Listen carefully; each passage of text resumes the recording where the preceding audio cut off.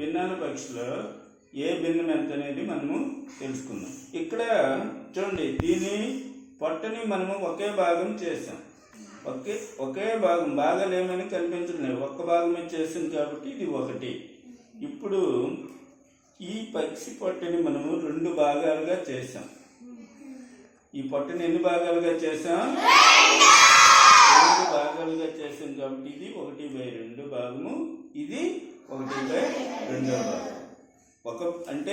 ఒక భాగాన్ని మనము ఈ పొట్టని 2 భాగాలు చేసాం కాబట్టి హారంలో 2 వేసుకున్నాము. ఇది 1/2 భాగం, ఇది 1/2 భాగం. ఇప్పుడు దీన్ని ఎన్ని భాగాలు చేసాం? 3 భాగాలు చేసాం. 1/3, 1/3, 1/3. ఇప్పుడు దీన్ని ఎన్ని భాగాలు చేసాం చూడండి. అంటే ఒక్కొక్క భాగం ఎంత అవుతుంది?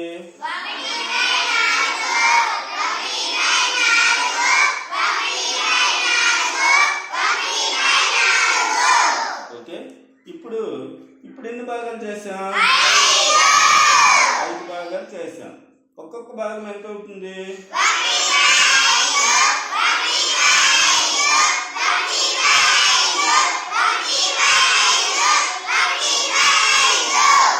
ఓకే.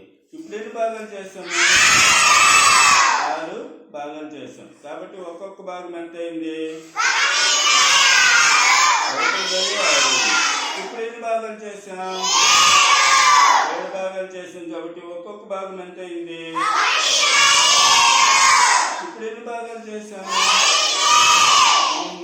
ఎన్ని భాగాలు చేసాం? కాబట్టి ఒక్కొక్క భాగం ఎంత అయింది? ఇప్పుడు ఎన్ని భాగాలు చేసాం? కాబట్టి ఒక్కొక్క భాగం ఎంత అయింది? 9. ఇప్పుడు ఎన్ని భాగాలు చేసాం? కాబట్టి ఒక్కొక్క భాగం ఎంత అయింది?